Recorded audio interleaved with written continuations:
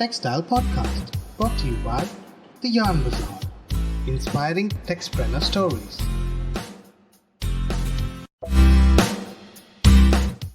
Hello everyone, नमस्ते। Indian textile sector जो है वो काफ़ी हद तक फैमिली मैनेज बिजनेसेस से डोमिनेटेड है। नंबर ऑफ कॉर्पोरेट्स और professionally managed companies are very less compare to the number of family businesses we have in this sector.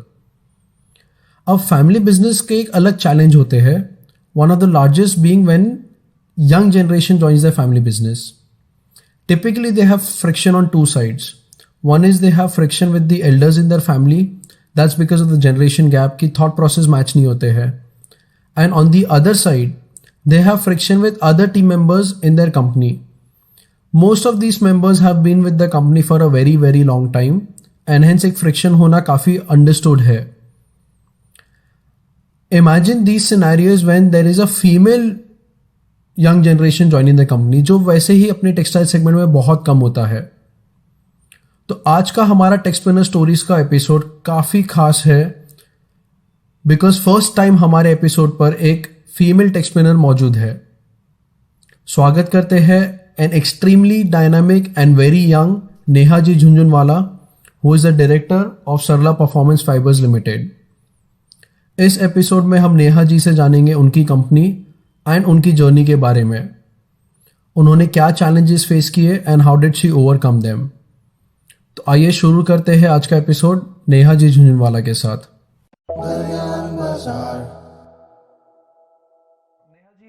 If you could tell our listeners something about yourself and your company, Sarla Performance Fibers.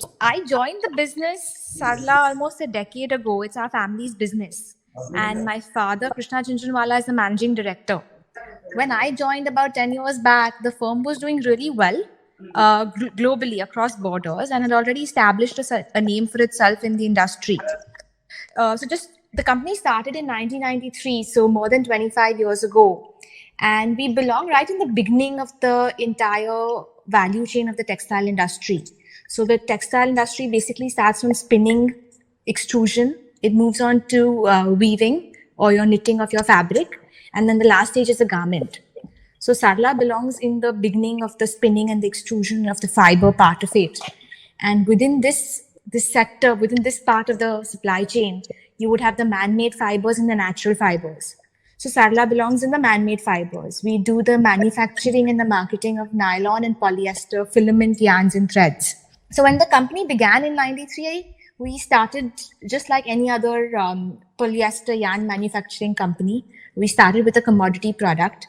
And over the years, as the company grew, consciously we decided to move away from the generic trend of commodity products. And, instead of evolving your product range as and when customers demand it, what Sarla did was we chose certain end applications that we wanted to cater to. We chose key niche end applications. For example, like one of our end applications is the hosiery market.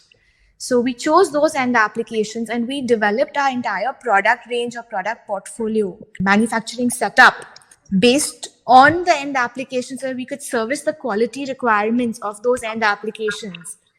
And we grew as a company. This is how we basically grew. And not only while we were pruning and handpicking our product range, we also started establishing a global footprint. We have a sales office in Europe. We established a presence in South America, in the United States, in the Eastern Hemisphere, in Thailand and Vietnam, so that we could service the customers also better.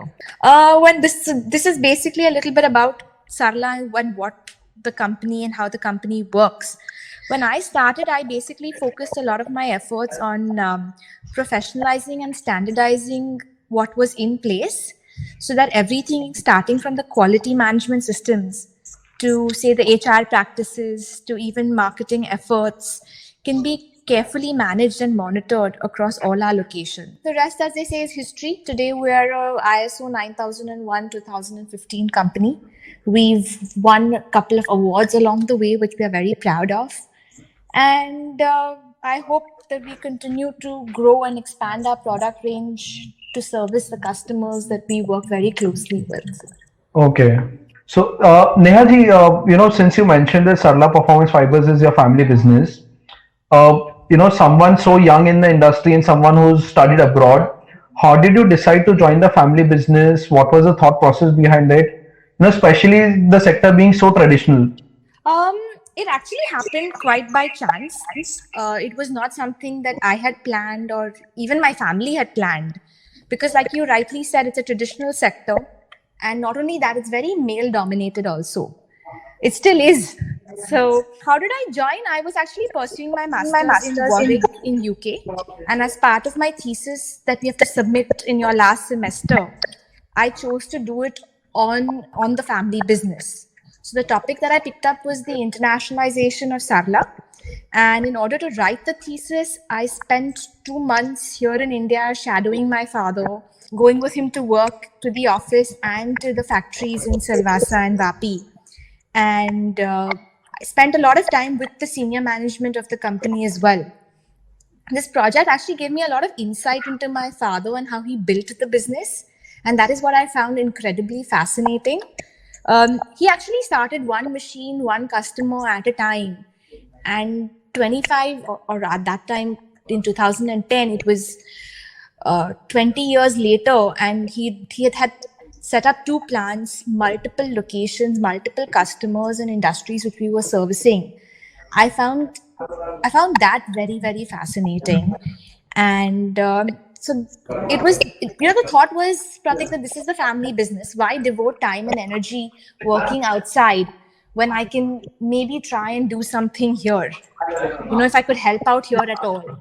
That was the thought process. And honestly, when I brought it up with my family, the first reaction was, don't join the business right now. Go try investment banking or any other upcoming sector.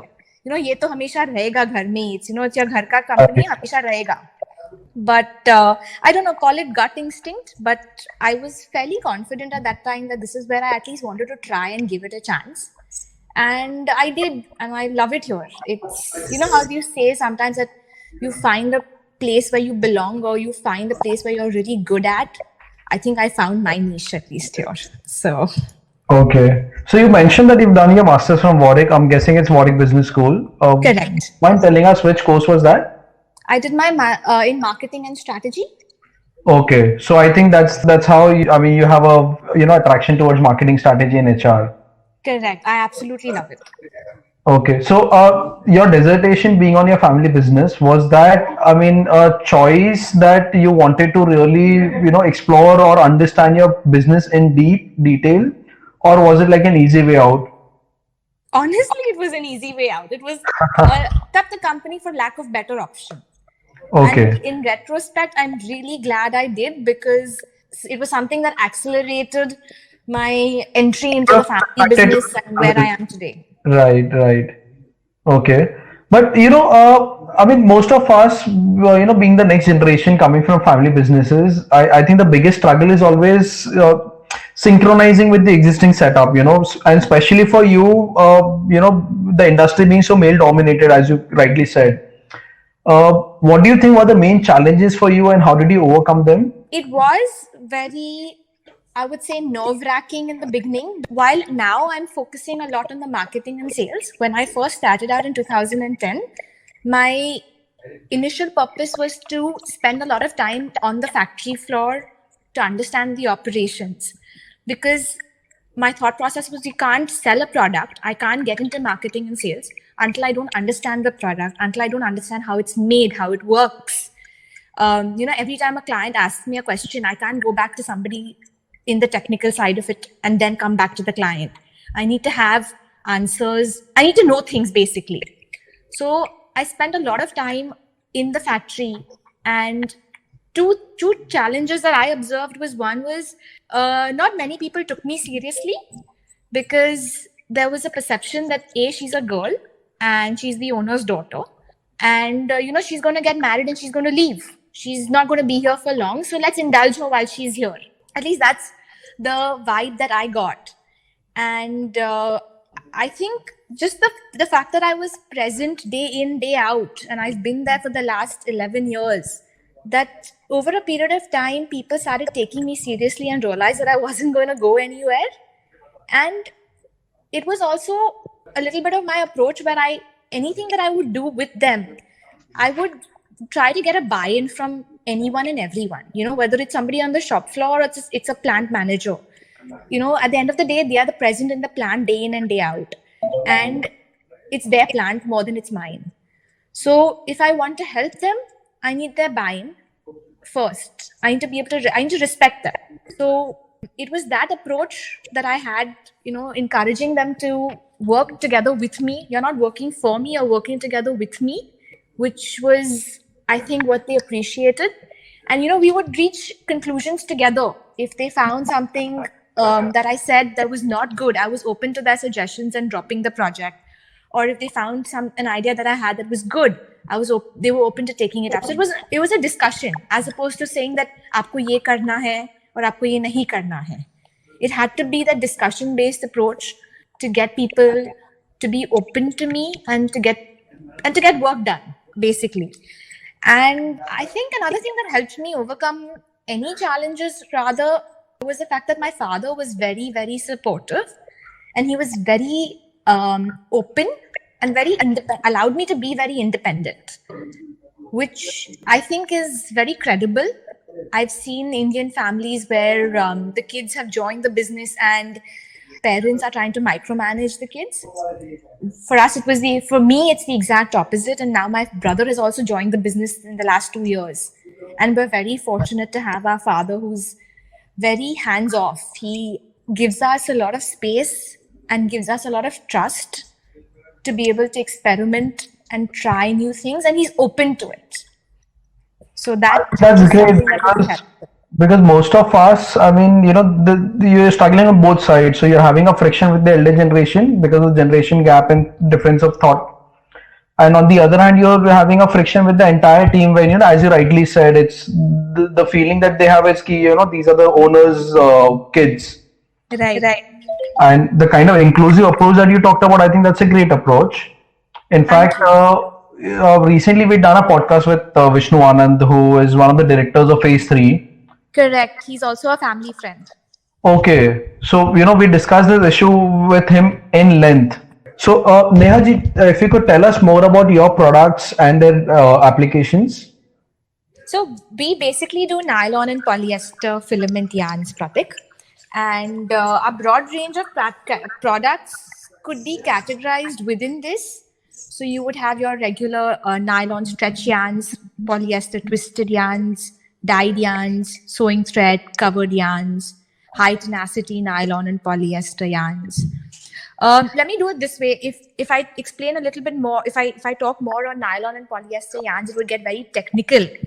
But say, for example, the t-shirt that you're wearing, or the socks that you wear, the shoes that you wear, the car seat in your car that you drive to work every day, or your mattress.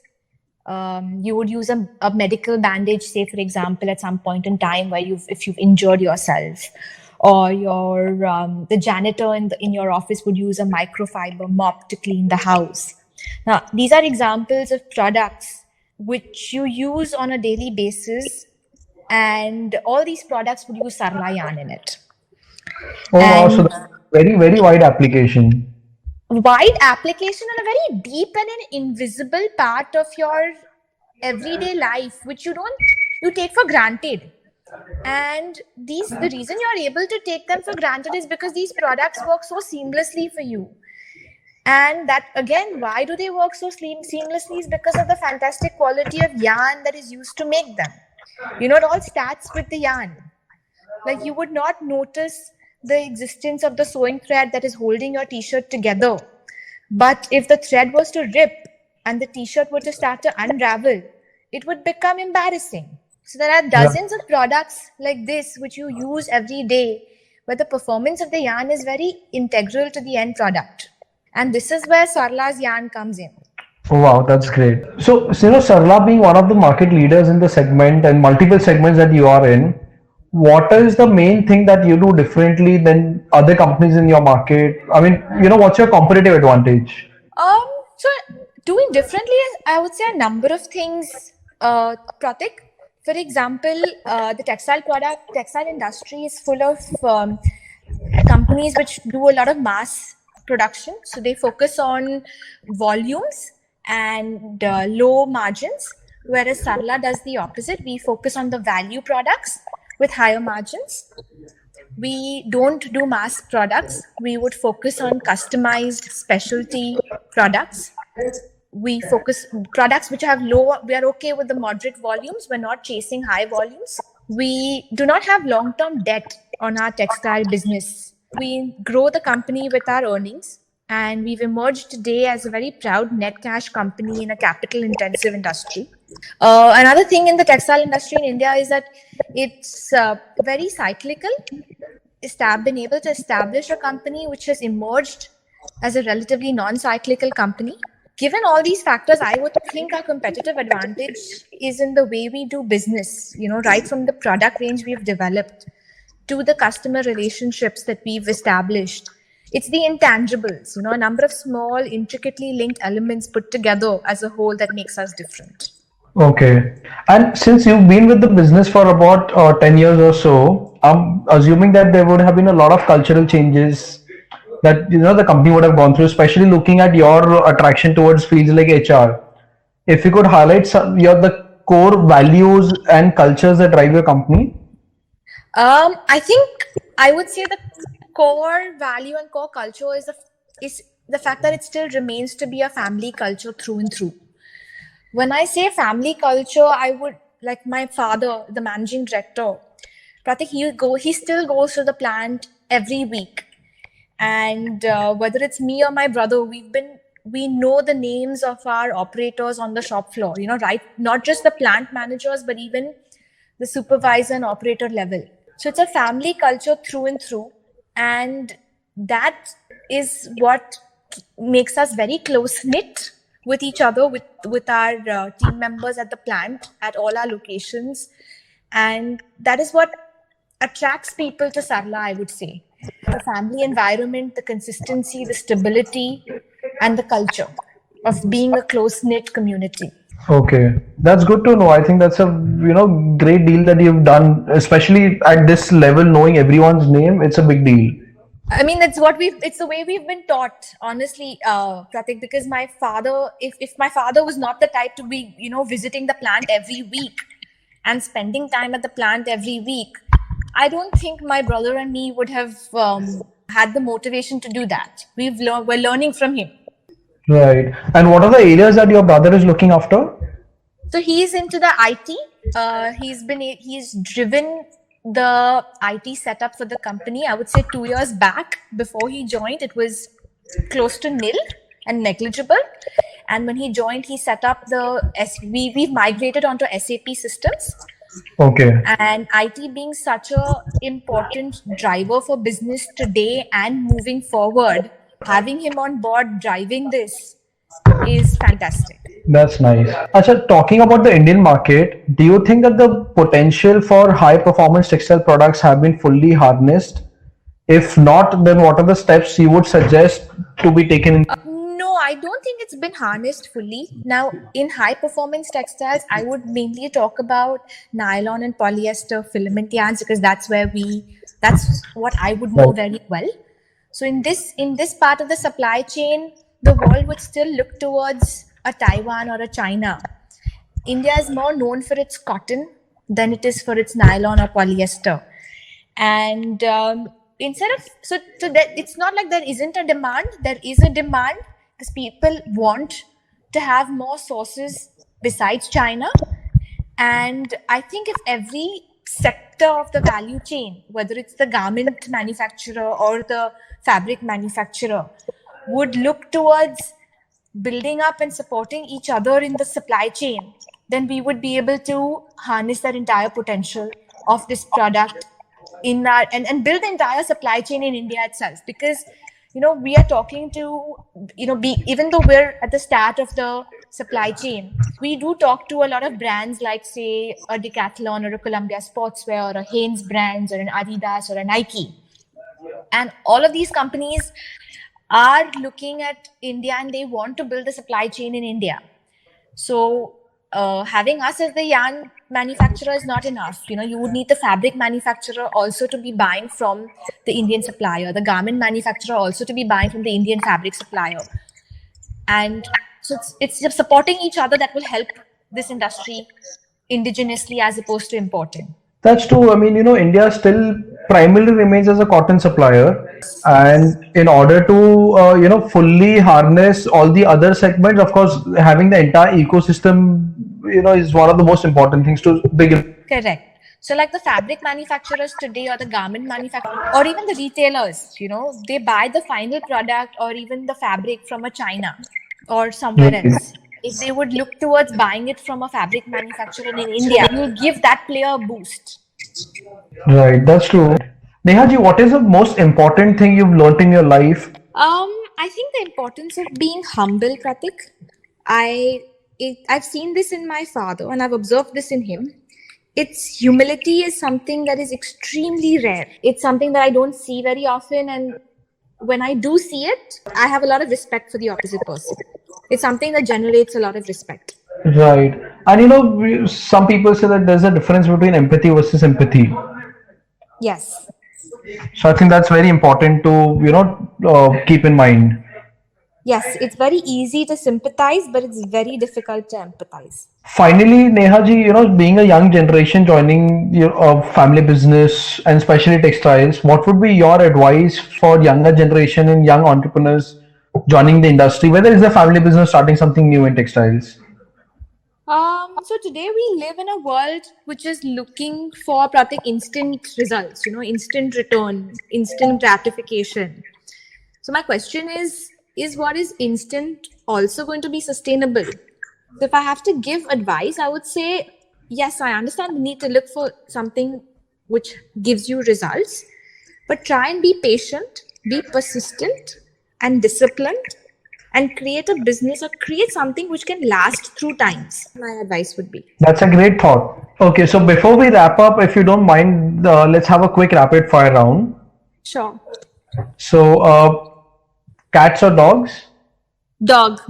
We just got a dog 5 months back in my family. So. Oh wow, nice.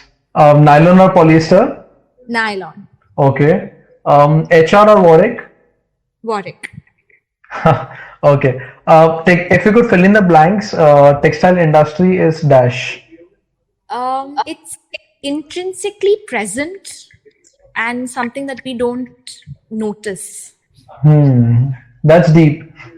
And the last question I have for you is, industry leaders or business person you admire the most and why? So I'm going to pick this up I'm going to name two people, but pick this up from two autobiographies that I've recently read.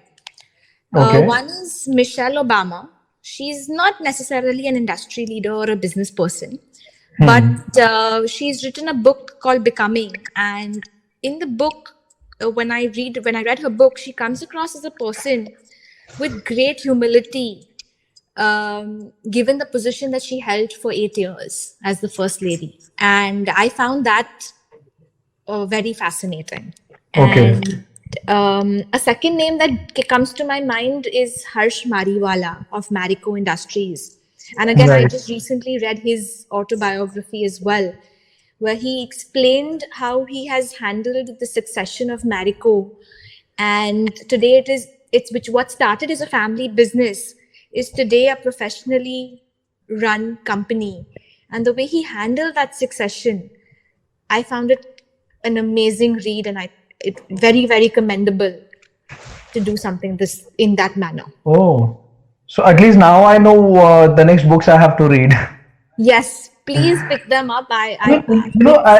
Individually, as a person, I've always felt that reading autobiographies, inspires me much more than reading, any other book.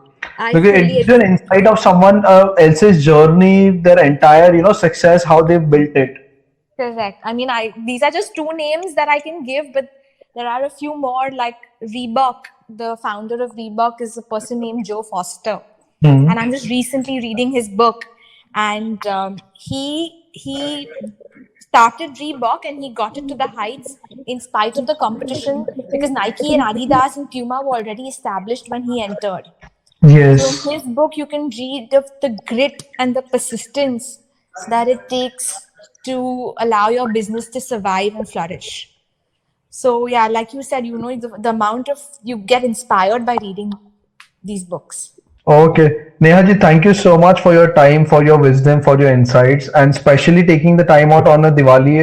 I mean, really, the entire Yan Bazaar team thanks you a lot. Thank you so much. आशा करते हैं कि आपको ये episode पसंद आया होगा। हमें comment या ईमेल करके बताइए आप कौन से टेक्सप्रेन्योर को आने वाले एपिसोड में सुनना चाहेंगे। Do share the podcast with everyone out there. आप हमारे पॉडकास्ट टेक्सप्रेन्योर स्टोरीज अभी स्पॉटिफाई, गूगल पॉडकास्ट, यूट्यूब और अन्य प्लेटफॉर्म्स पर भी सुन सकते हैं। जल्द ही मिलेंगे एक नए टेक्सप्रेन्योर के साथ। तब तक के लिए take care and stay tuned. Thank you.